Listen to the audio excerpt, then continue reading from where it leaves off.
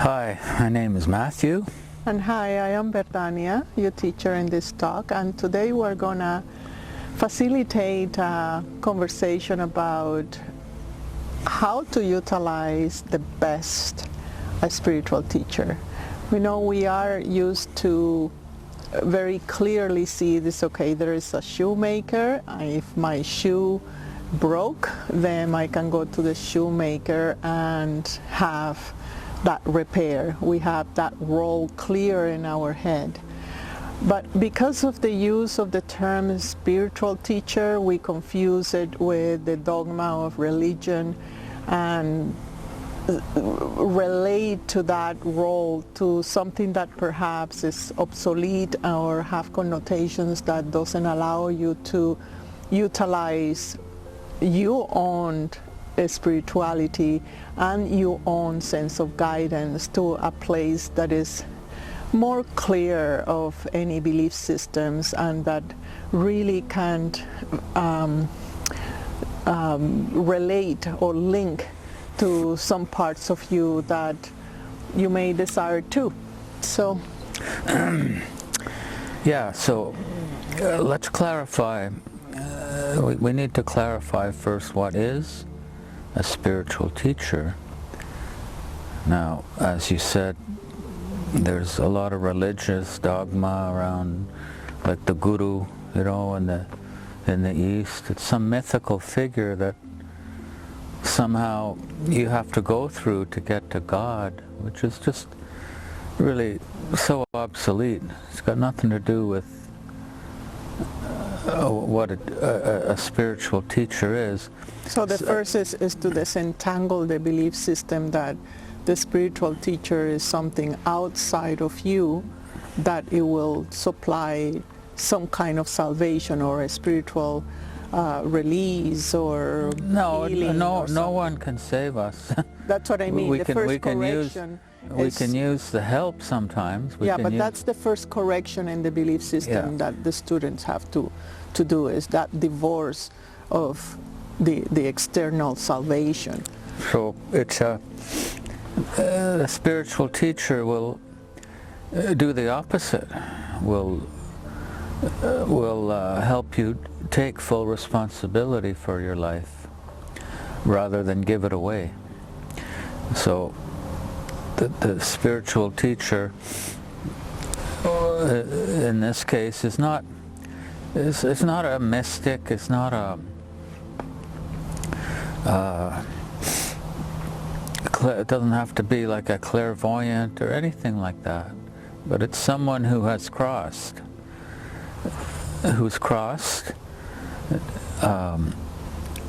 into a state of knowing who they really are. And maybe we can clarify it of what is to cross from what to what. And the crossing is the perception of the illusion that you're bound to, that you are your body, that you're your roles, that you are your emotions, that you are your mind.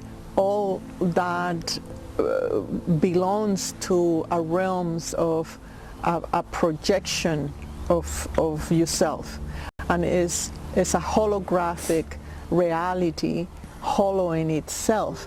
And the one that crosses, the one that perceives that holographic matrix for what it is, and it uses for what is supposed to be doing, which is to facilitate certain experiences for you to learn who you are and to polish certain attributes that you do. So, and the crossing is just pure perception. It's not. It is something that only the one that crosses it can indicate what is false and what is not. Otherwise, you will be led towards healing and transformation and understanding and processes and so on that really is not necessary, since it's all about the recognition of your belief systems, how that limit you, and how when you decide to see yourself for what you truly are, you start crossing. So yeah, so by what we mean by the limited self, it's rooted, which is rooted in our belief system of who we are. We can again use the example. You can think you're the victim, or you're the tyrant, or any of these roles that ego assumes. You know, the spiritual teacher will challenge. And even if someone is hooked into the believing that they're small, that they can't expand, the spiritual teacher will threaten that. The spiritual teacher, the real spiritual teacher, is an existential threat to our ego. So often we are uncomfortable with the spiritual teacher, and we don't quite understand, and they're a threat, you know. So we put them on a different level than we are, which is false, because they're not on a different level. They just see it. They're just on the same level. They're just saying, no, you're not there. That's not real. You got to go left. If you stay there, you're going to be in quicksand. Just go, you know. And then, but if we're so hooked into, we're so dependent on our false self that the teacher threatens that. Now, and in here I want to make a parenthesis that then when you feel the threat, you go into the coping mechanism and trying to either please the teacher or make the teacher some kind of authority or parental figure, or the idea of a friend. Yeah, it's all false. And that really is when you are misusing the relationship, because you want to have a relationship that operates in the matrix as a parent or as a friend or as a, but nothing of that is possible, because the teacher is not there to relate to you, or your ego or your personality is to help you to see where you are and what is your personality, but not to take it so seriously, to relax about your nature. So that's one of the things that make the student very nervous, and is, I don't relate to the teacher, and how I should relate to the teacher. And that question should be seen as a preamble. You say that preamble in English? That preamble where you are in front of a new way of relating to yourself. Yeah. So the teacher is never ever outside of you. The teacher is representing the very pulse of your heart, and most of us don't know how to relate to that, because it's in another time space, in another way of communication and language that confront the matrix of the form.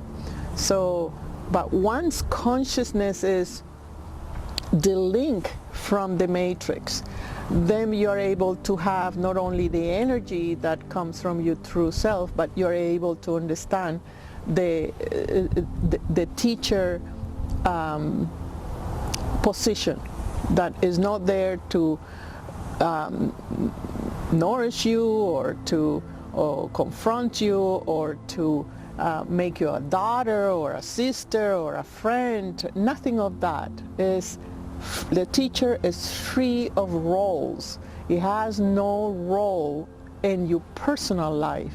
He has a representation of your potential, a representation of your heart. Yeah, so the teacher, unlike a healer, there's the healer and the teacher.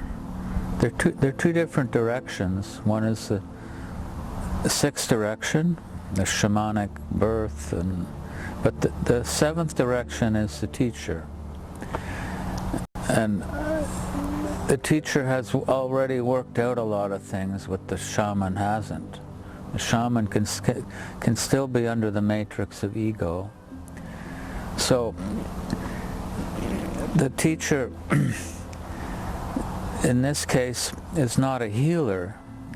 it's a destroyer. The healer will try to heal you, but the teacher's trying to destroy you. Destroy the ego. Destroy the ego which you think you are. That's why you think, well, the teacher's not nice. The teacher's too harsh. I'm not. I don't want to be. I want to be a teacher, but I don't want to be I want to be nice. But it's never nice. The ego is merciless with you. The ego is your captor, and so that the teacher recognizes that and confronts that ego, which you think you are. Therefore, when that part is confronted, you feel an existential threat, but it's not you which is feeling the existential threat. It's your limited self, which is so hooked in and so terrified to expand. Most of the time, the teacher will. You just kind of have to, in order to escape that confrontation, you just say, "Oh, the teacher's false," or "The teacher, whatever." You got to put the teacher down. If you put the teacher up, at one point you got to put the teacher down, but it's neither up or down. Yeah, it's a way of coping. You're going to the teacher to say, "Hey, where am I? What do I look like?" You use the teacher as a kind of a mirror. That's all. And yeah, and it's transitorial until you cross, until you become your own self, your own heart, your own compassion.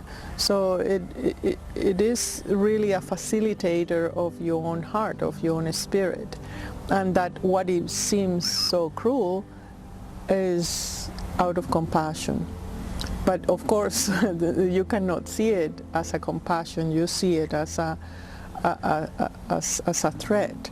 And then the question for the student is, how do I react or see the threat? Am I using the information that comes from the teacher to organize it in my advantage, or to manipulate, or to save myself, or just recognize the position of immaturity or incompleteness and be able to move to another perspective? So the teacher offers expansion of perspective by relaxing your nature, because in the moment you are relaxed with who you are and what is the experiment that you are doing in your experiences, you're free. You're free to be on earth, and you're free to participate and to contribute more sharp and clearly and direct.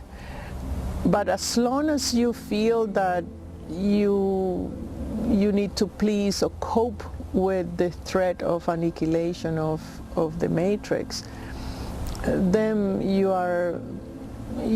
want a war. You want war with the teacher. You want to judge. You want to be above, be below,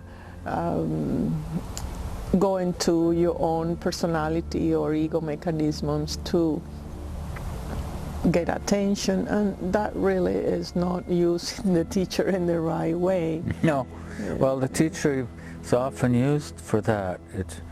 The ego projects onto the teacher, and the teacher becomes a demon, but the teacher really doesn't exist. There's nobody there in that sense. That if the ego is projecting, they're seeing themselves always. Because the teacher is not there. It's absolute emptiness. And so how can you put it onto the teacher if the teacher's not even there? But that's part of the process. And part of the role of the teacher that is not personal to the students itself is also to serve as a beaming pole of certain frequency. because each teacher is different and unique.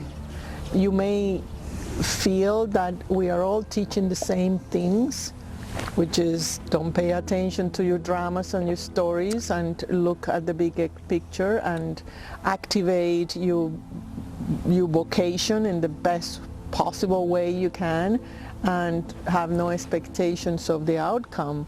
Accept your life the way it is, relax about it. We are not teaching anything different. However, we do, each spiritual teacher have a different flavor, a different approach that is unique to the combination of the personality and the times of the action of the teacher to the group. You know, there's a say that is the student and the teacher that forms the teachings, and with that flavor, then you are broadcasting to the times, to the earth, to a community, certain frequency that, number one, it has it's alive, it have a pulse.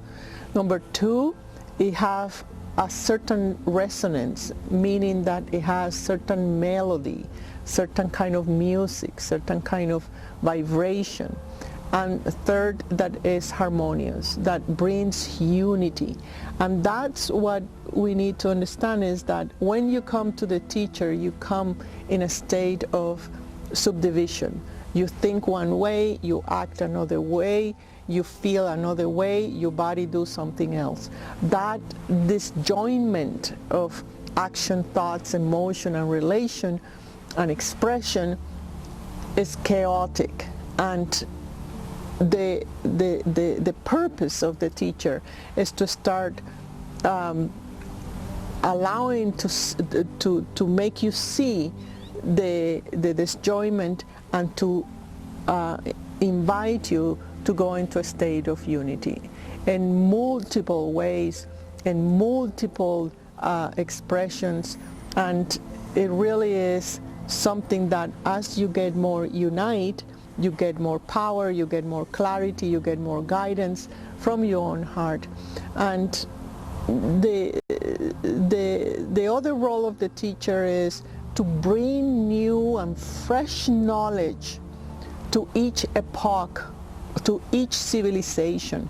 That's why what it was taught 2,000 years ago by Krishna or at one moment it become the vocabulary, not necessarily what they taught, but the vocabulary and the scope of teaching, it becomes obsolete or incomplete. And that's something that the contemporary teachers start upgrading the knowledge and the vocabulary for new generations to have a wider scope that unite art, science, and spirituality. So it's all about unity. It's all about bringing together in small scale, like at the level of your cells, at the level of the community of your relations, and at the level of the planet, how the planet is in the cosmos. So we all take scales and communicate that depending on the consciousness and the availability of the receptor. So in that sense, you are co-creating something with the teacher.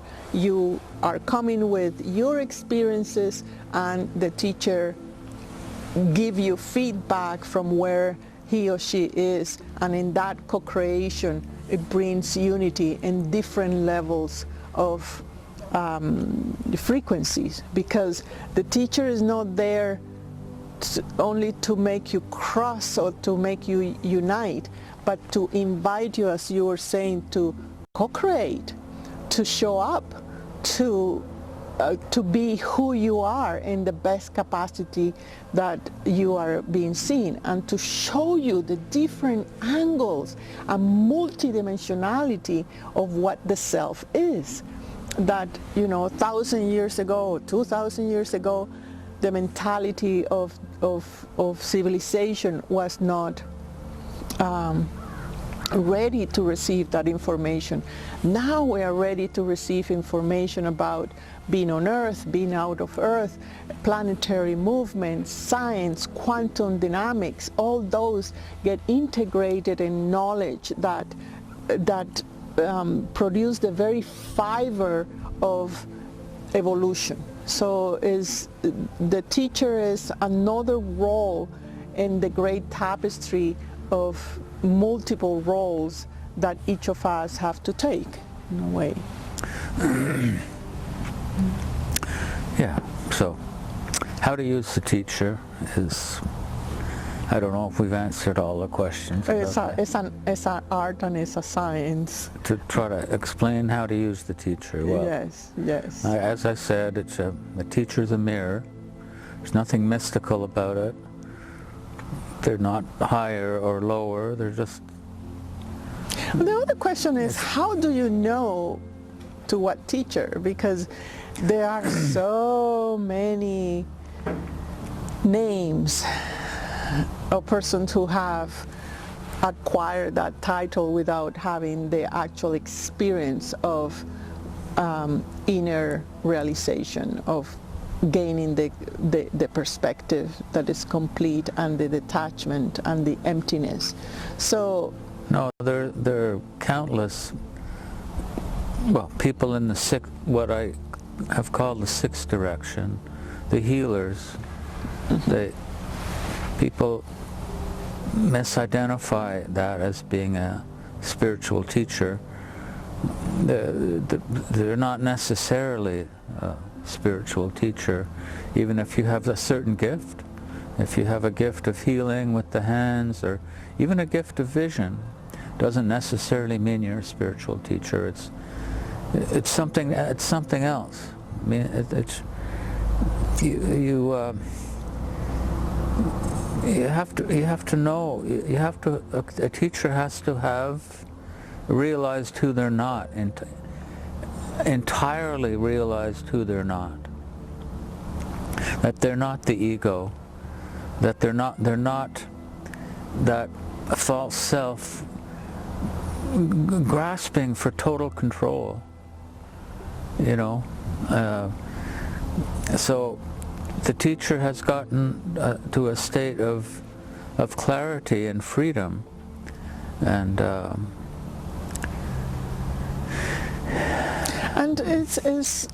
is the clarity also of what is you're looking for. Are you looking for a practitioner? Are you looking for a counselor? Are you looking for a guide? Or are you looking for a spiritual teacher? So there is different categories. If you come to the spiritual teacher to be a counselor, what I should do in front of my husband, how I deal with my kids, the relationships, etc., you are wasting the valuable. You are missing the power of the spiritual teacher. Is not really there to do that. That is more of the counselor. The counselor gives you different propositions or different outcomes of what could you possibly do, and then you will go at home and reflect what is the best way, and in that you kind of learn. Now, does the spiritual teacher can counsel? Yes, but is not the main role. You have to pass through that phase of coming to the teacher to trying to get feedback of what is it that you need to do or how to do it. That is a passage. And as you get stronger and more secure, more relaxed in your attributes, is more about what is real and what is not. And is my perception correct? So the teacher serves as a confirmation of your perception, and that is the best way to utilize the teacher. It's not there to encourage you to say, oh, you're a good girl or you're a bad boy. That will be your interpretation to remain distant from from chopping your head, basically. So Yeah, the teacher wants to chop your head. Not in a physical sense. all the mental cunningness of what your ego do for you. The teacher is not going to be there and say, oh, you're thinking right, you're doing right. He may do that to encourage you in the beginning, but in a mature relationship with the teacher is just a feedback of what and where you are, and that you don't need to bring problems. You bring conversations, you bring inquiry, you bring contemplations, you bring insights, and then you build information with the teacher. So it's in our experience, and being in a community where we have served for 30 years, in that we have seen the different facets of the student and our own facets too, that how we will need to support you in order to get to the point where you are a co-creator with a teacher, until you cross, until you become the beaming light of your own frequency, of your own light, of your own resonance. Very good. So I hope that this clarified for you, and if you have any questions, just place it below. We're happy to answer it and connect with you and serve you in the best capacity we can. Until then, bye. Bye.